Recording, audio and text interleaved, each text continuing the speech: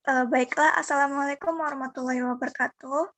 Sebelumnya yang terhormat Ibu Fani Rahmatina Rahim selaku dosen pengampu mata kuliah kurikulum fisika sekolah menengah.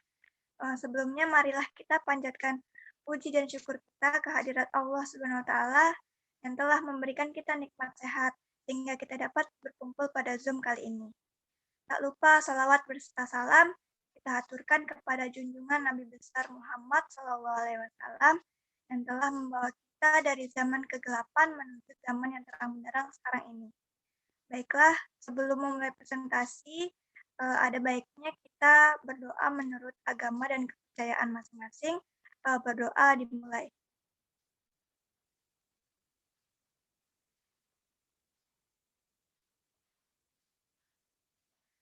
Selesai. Baiklah, di sini kami dari kelompok 1 dengan anggota yang pertama Willy Octavia, yang kedua Yasmin Alfa Zafirah, yang ketiga Zahra Devitayanti, yang keempat Amalia Putri, dan yang kelima Aulia Fadilah. Di sini kami akan menjelaskan materi tentang hakikat kurikulum. Yang pertama akan dijelaskan oleh Amalia Putri, kepadanya dipersilahkan.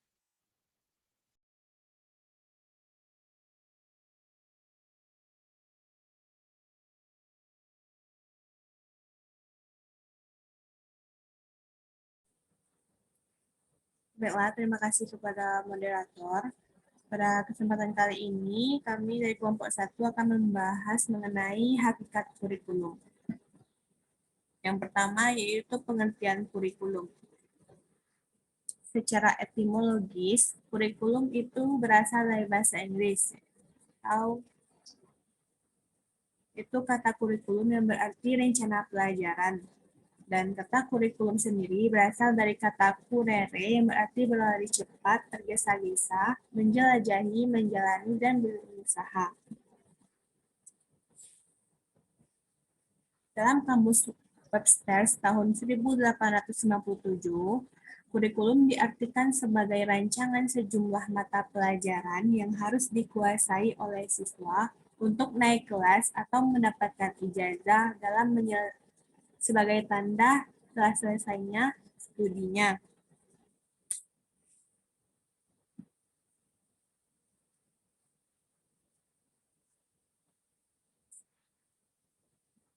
Menurut studi Jarto, kurikulum merupakan serangkaian pengalaman dan kegiatan belajar yang direncanakan untuk diatasi oleh siswa dalam rangka mencapai tujuan pembelajaran yang telah ditetapkan oleh suatu lembaga pendidikan yang berwenang. Dalam Undang-Undang Nomor 2 Tahun 1989 mengenai Sistem Pendidikan Nasional, dalam pasal 1 Butir 9 UU SPN menyatakan bahwa kurikulum adalah seperangkat rencana dan pengaturan mengenai isi dan bahan pelajaran serta cara yang digunakan sebagai pedoman penyelenggaraan kegiatan belajar mengajar.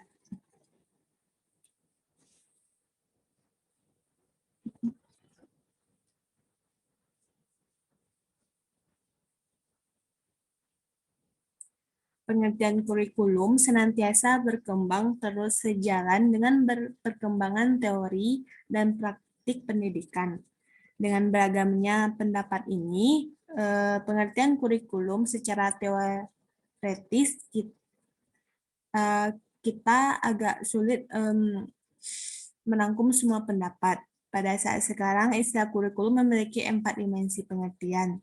Satu dimensi dengan dimensi lainnya itu saling berhubungan. Nah, keempat dimensi kurikulum tersebut ada kurikulum sebagai ide atau gagasan, yang kedua ada kurikulum sebagai suatu rencana tertulis yang sebenarnya merupakan perwujudan dari kurikulum sebagai suatu ide. Dan yang ketiga, kurikulum sebagai suatu kegiatan yang sering pula disebut dengan istilah kurikulum sebagai suatu realita atau implementasi kurikulum. Secara teoritis, dimensi kurikulum ini adalah pelaksanaan dari kurikulum sebagai suatu rencana tertulis. Dan yang keempat, kurikulum sebagai suatu hasil yang merupakan konsekuensi dari kurikulum sebagai suatu kegiatan.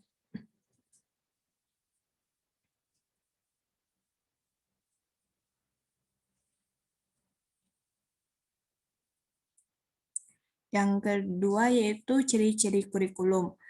Dalam Undang-Undang Nomor 20 Tahun 2003 tentang Sistem Pendidikan Nasional merumuskan kurikulum sebagai perangkat rencana dan pengaturan mengenai tujuan, isi, dan bahan pelajaran, serta cara yang digunakan sebagai pedoman penyelenggaraan kegiatan pembelajaran untuk mencapai tujuan pendidikan tertentu.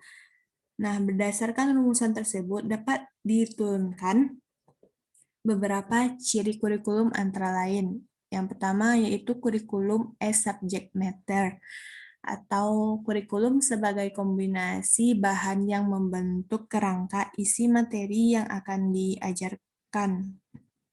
Yang kedua yaitu kurikulum as experience, yaitu kurikulum sebagai seperangkat pengalaman yang mana telah direncanakan sedemikian rupa untuk mencapai tujuan pendidikan. Dan yang ketiga yaitu kurikulum as intention, yaitu kurikulum yang mana berupa suatu rencana, baik itu dari tujuan, sasaran, dan juga evaluasinya. Yang keempat yaitu kurikulum as cultural reproduction, yang mana kurikulum itu berupa refleksi suatu budaya masyarakat tertentu. Dan yang kelima, kurikulum as curere, yang mana kurikulum ini menekankan pada kapasitas individu untuk berpartisipasi dan mengonsepkan kembali pengalaman hidup seseorang. Baiklah, mungkin sekian dari saya kembalikan ke moderator. Baik, terima kasih kepada Amalia Putri. Selanjutnya untuk materi kedua akan dijelaskan oleh Yasmin Alfa-Zafirah, kepadanya dipersilakan. Baik, terima kasih kepada moderator. Saya akan menjelaskan tentang unsur pokok kurikulum.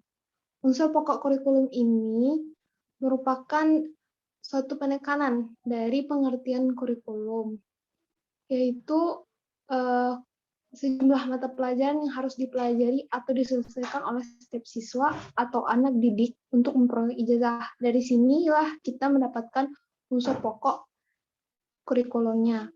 Unsur pokok kurikulum ada dua, yaitu isi kurikulum dan tujuan utama kurikulum.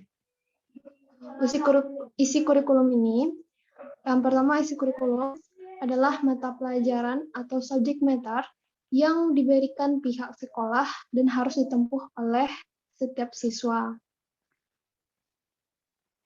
Dari isi mata pelajaran tersebut, menurut pandangan atau kriteria dari Sujana pada tahun 1989 itu ada 5 mengenai isi kurikulum. Yang pertama, isi kurikulum itu harus sesuai, tepat, dan bermakna bagi perkembangan siswa. Kedua, harus mencerminkan kenyataan sosial, artinya maksudnya itu sesuai dengan tuntutan hidup nyata. Yang ketiga, isi kurikulum mendukung pencapaian tujuan yang komprehensif. Komprehensif di sini mengandung aspek intelektual, moral, dan sosial yang seimbang. Yang keempat, isi kurikulum harus mengandung pengetahuan ilmiah yang telah teruji kebenarannya, sehingga tidak menyulitkan siswa atau menyesatkan siswa. Yang kelima, isi kurikulum harus mengandung bahan yang jelas. Seperti jelas ini adalah ada teori, prinsip, konsep, nanti terdapat di dalamnya, bukan hanya sebagai informasi faktual. Kemudian unsur pokok kurikulum yang kedua adalah tujuan utama kurikulum. Di sini siswa dapat menguasai setiap mata pelajaran yang diberikan dan akhirnya siswa tersebut berhak untuk mendapatkan sertifikat atau ijazah sebagai bukti telah menyelesaikan program pendidikan.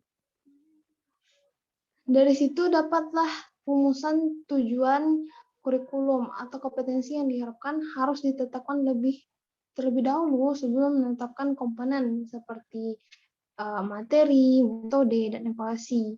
Hal hal yang penting tersebut adalah yang pertama adalah penentu bagi penetapan komponen-komponen berikutnya atau materi seperti metode, media, sumber, dan evaluasi. Yang kedua, penentu arah dan corak kegiatan pendidikan yang akan dilaksanakan. Ketiga, indikator keberhasilan pelaksanaan pendidik. Yang keempat, pegangan dalam setiap usaha dan tindakan dari para pengelola dan pelaksana pendidikan. Lanjut tentang klasifikasi kurikulum. Klasifikasi kurikulum ini diambil dari beberapa pengertian, maka dapatlah kurikulum ini sebagai alat pendidik ini dapat dikelompokkan menjadi 4 fungsi. Yang pertama, fungsi kurikulum sebagai proses kognitif. Dalam proses kognitif ini, kurikulum itu dipandang sebagai alat untuk mengembangkan kemampuan intelektual peserta didik. Kemampuan intelektual ini di dalamnya ada pengembangan kemampuan berpikir untuk menghadapi dan memecahkan permasalahan yang akan dihadapi. Yang kedua, fungsi kurikulum sebagai proses aktualisasi diri. Dalam proses aktualisasi diri peserta didik, kurikulum merupakan alat untuk memfasilitasi peserta didik agar dapat tumbuh dan berkembang sesuai dengan potensi, minat, dan bakat yang dimiliki setiap peserta didik. Dan peserta didik dapat mengenal dirinya sendiri dari perkembangannya tersebut, bisa menerima perkembangan sebagai dirinya sendiri. Kemudian yang ketiga adalah fungsi kurikulum sebagai proses rekonstruksi sosial. Dalam proses rekonstruksi sosial, kurikulum dipandang sebagai alat untuk membekali peserta didik dengan kemampuan agar menjadi anggota masyarakat yang dapat menyesuaikan diri dengan kehidupan yang sudah ada dan juga secara inovatif dan kreatif mengembangkan kehidupan ke arah yang lebih produktif dan berkualitas. Lalu yang terakhir adalah fungsi kurikulum sebagai program akademik. Dalam program akademik ini, kurikulum dipandang sebagai alat dan tempat belajar, di mana dari kegiatan belajar yang diprogram oleh kurikulum, peserta didik dapat memperoleh pengetahuan yang diharapkan dan dapat membekali kemampuan untuk dapat hidup dan dalam zaman yang dilaluinya. Mungkin hanya itu yang bisa dapat saya sampaikan. Saya kembalikan kepada moderator. Baik, terima kasih kepada Yasmin tentang pemaparan materi kedua tentang untuk materi selanjutnya akan dijelaskan oleh Willy Octavia. Kepadanya dipersilakan. Baik, terima kasih kepada moderator. Saya akan melanjutkan penjelasan dari Yasmin, yaitu poin kelima tentang efektivitas kurikulum. Nah, secara umum, konsep kurikulum itu dapat didefinisikan sebagai suatu rangkaian pengetahuan, keterampilan, dan kegiatan khusus untuk disampaikan kepada siswa. Penafsiran lain, konsep kurikulum dapat didefinisikan sebagai suatu rangkaian kegiatan yang direncanakan sebagai panduan guru untuk mengajar dan siswa untuk belajar. Nah, perubahan dan pengembangan kurikulum bertujuan untuk memaksimumkan efektivitas mengajar dan mengajar melalui perubahan isi, kegiatan, dan perbaikan proses pendidikan yang direncanakan. Jika cara berpikir ini diterima, maka diskusi perubahan kurikulum dapat dihubungkan dengan konsep efektivitas kurikulum.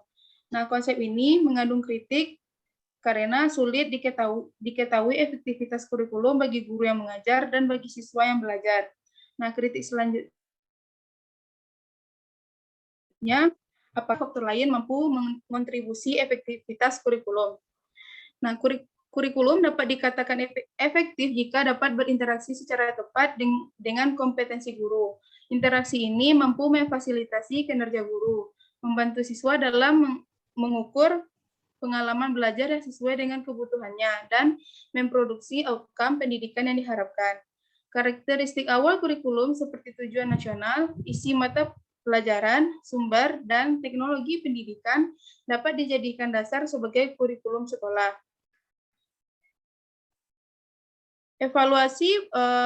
Evaluasi efektivitas kurikulum dapat meliputi proses dan outcome seperti kinerja guru, serta hasil dan pengalaman belajar siswa. Variabel yang dapat dimanipulasi, diubah, atau dikembangkan oleh peneliti dapat memperbaiki kinerja guru dan outcome sekolah, serta pengalaman belajar siswa adalah variabel yang erat hubungannya dengan efektivitas kurikulum dan kompetensi guru. Selanjutnya. Nah, selanjutnya adalah hakikat kurikulum. Hakikat dari kurikulum adalah kegiatan yang mencakup berbagai rencana kegiatan peserta didik yang berupa bentuk-bentuk bahan pendidikan, saran-saran, strategi belajar mengajar, pengaturan-pengaturan program agar dapat diterapkan, dan hal-hal yang mencakup pada kegiatan yang bertujuan mencapai tujuan yang diinginkan.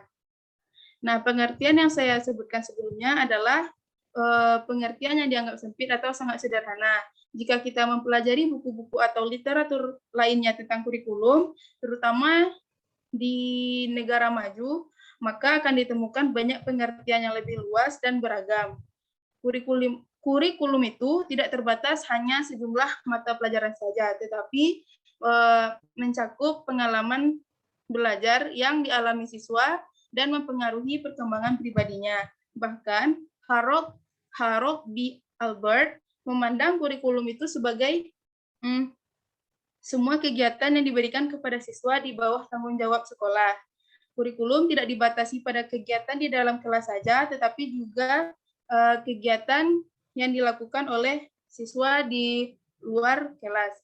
Nah, pendapat lain juga ada menurut Taylor, Alexander, dan Lewis tahun 1981 yang membuat kategori rumus pengertian kurikulum. Ada 3. Yang pertama itu ada kurikulum sebagai rencana mata pelajaran atau bahan-bahan pelajaran. Yang kedua, kurikulum sebagai rencana tentang pengalaman belajar. Yang ketiga, kurikulum sebagai rencana tentang kesempatan belajar. Nah, sekian yang dapat saya sampaikan. Saya kembalikan kepada moderator. Baik, terima kasih kepada Willy tentang pemaparannya hakikat kurikulum. Nah, untuk materi selanjutnya ini lebih luas lagi ya teman-teman, yaitu tentang apa saja macam-macam dari hakikat kurikulum nih, yang akan dijelaskan oleh teman kami, yaitu Aulia Fadila. Kepadanya dipersilahkan. Terima kasih kepada moderator yang telah memberikan kesempatannya. Baiklah, saya akan menjelaskan terkait hakikat kurikulum berdasarkan perkembangannya. Yang pertama yaitu hakikat kurikulum 2013. Hakikat kurikulum 2013 menginginkan perubahan yang menyeluruh dalam diri pendidikan. Perubahan kurikulum 2013 berwujud pada standar kompetensi lulusan, materi, proses, dan penilaian yang komprehensif. Nah, pada kompetensi lulusan, itu harus terkonstruksi secara holistik dan didukung oleh semua materi dan mata pelajaran. Serta pada kompetensi lulusan ini harus terintegrasi secara vertikal maupun horizontal.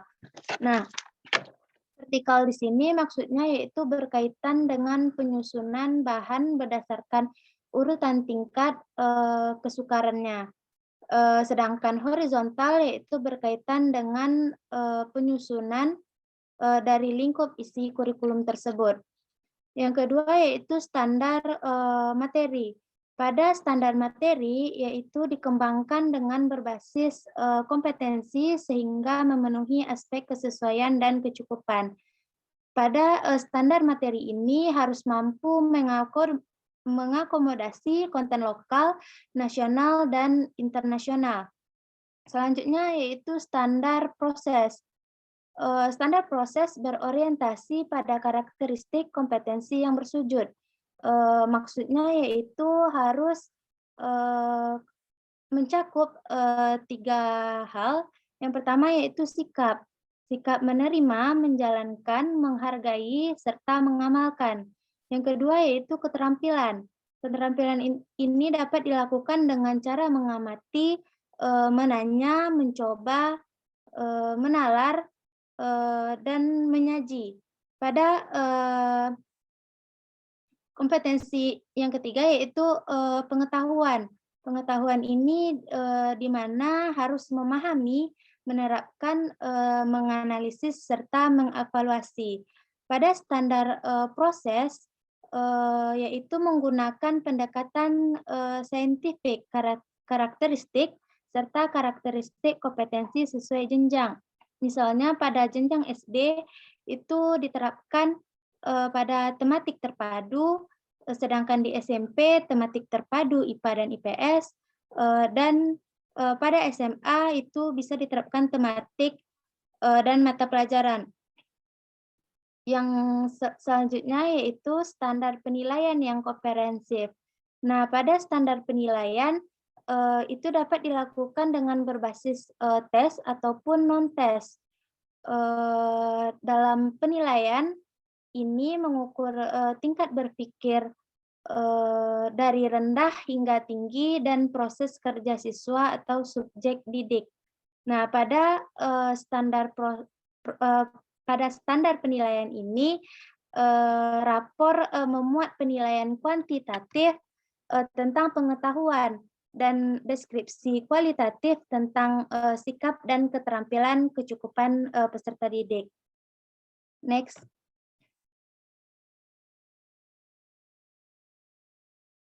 Yang kedua yaitu hakikat kurikulum 2013 revisi.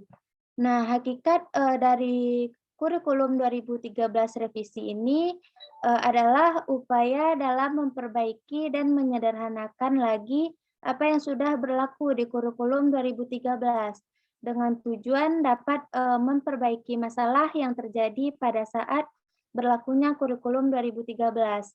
Nah, ada beberapa perubahan dalam revisi kurikulum 2013 ini. Yang pertama yaitu istilah kriteria ketuntasan minimal berubah menjadi ketuntasan belajar minimal.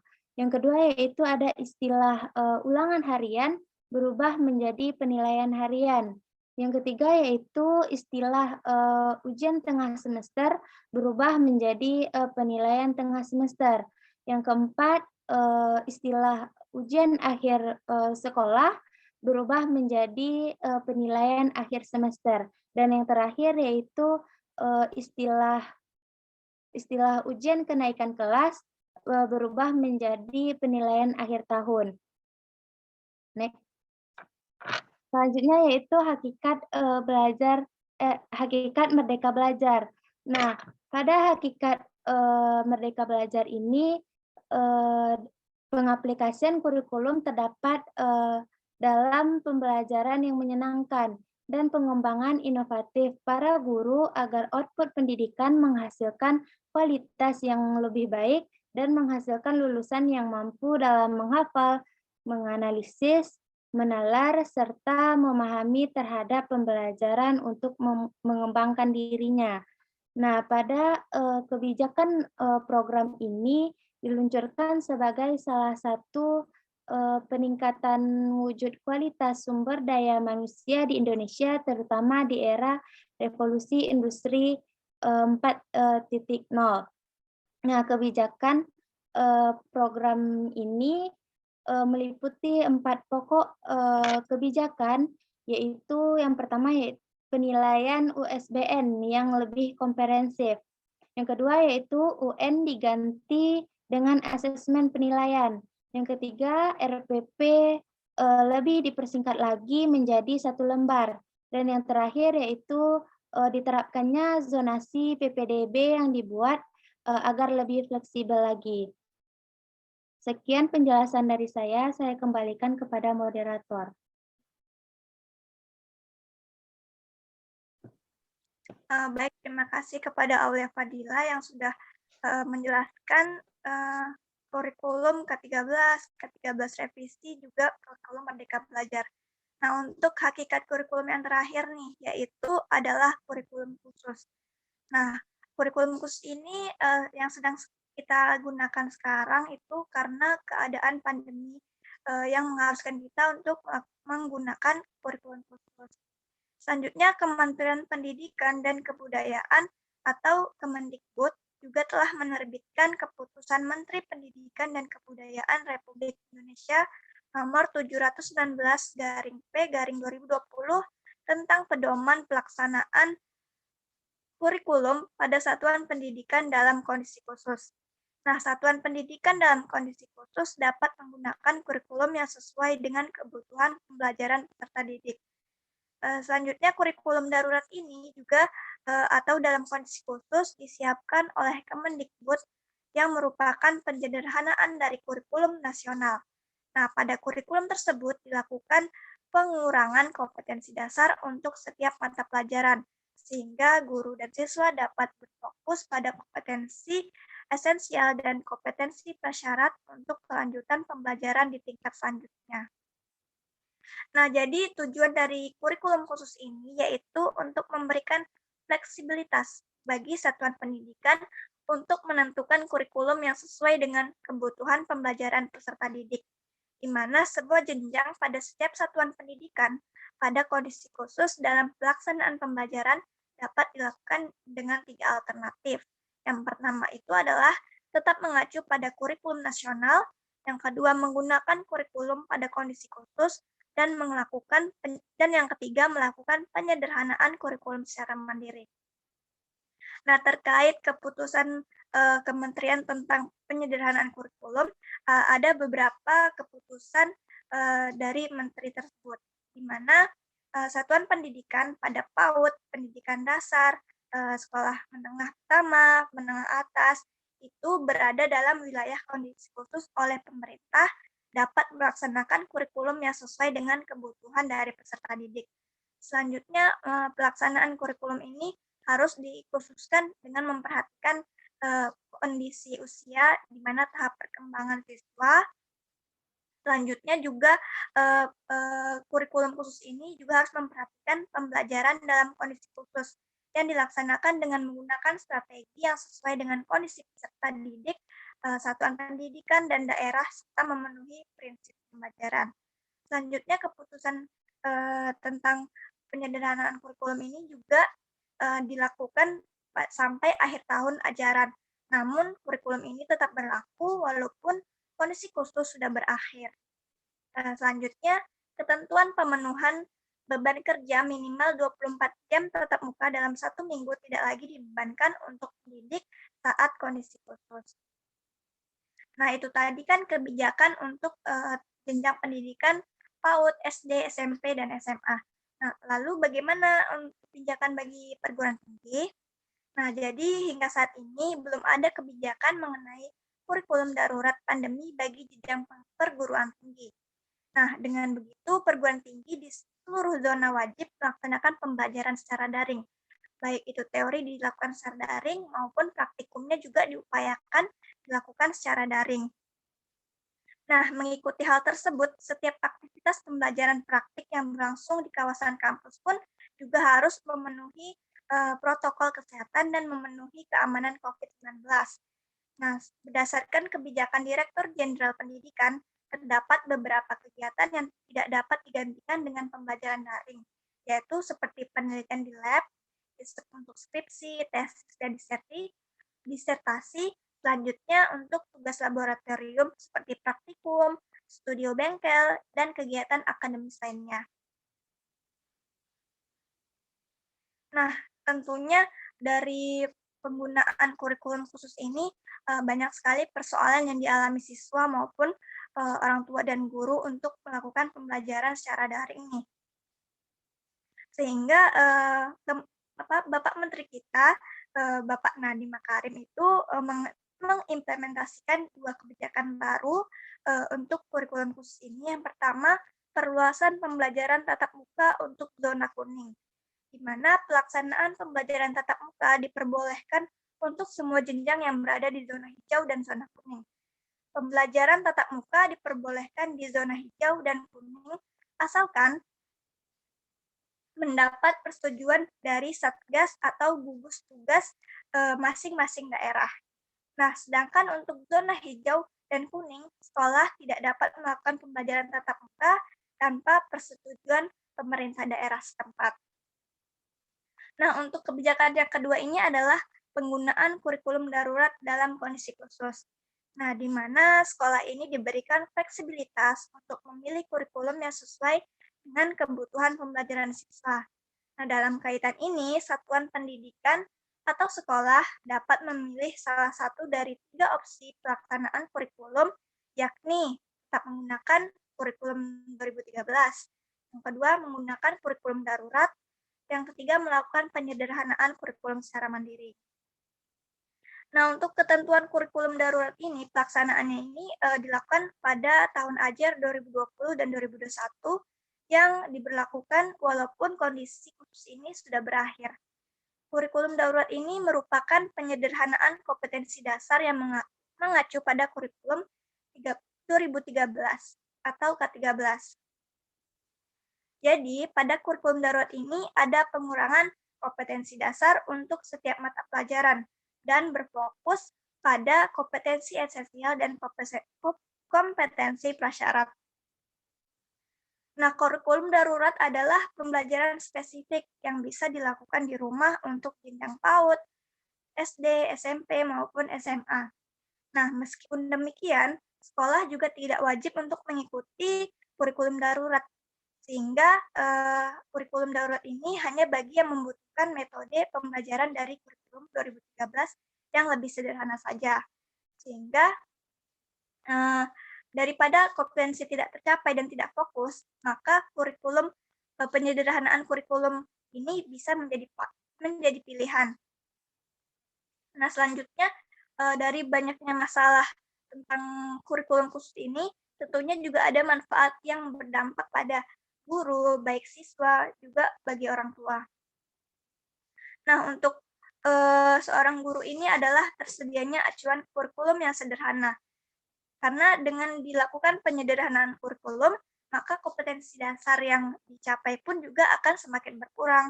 Selanjutnya, yaitu berkurangnya beban mengajar. Karena dari keputusan Menteri tadi menjelaskan bahwa tidak adanya lagi acuan jam tatap muka untuk guru melakukan pembelajaran, sehingga hal ini memberikan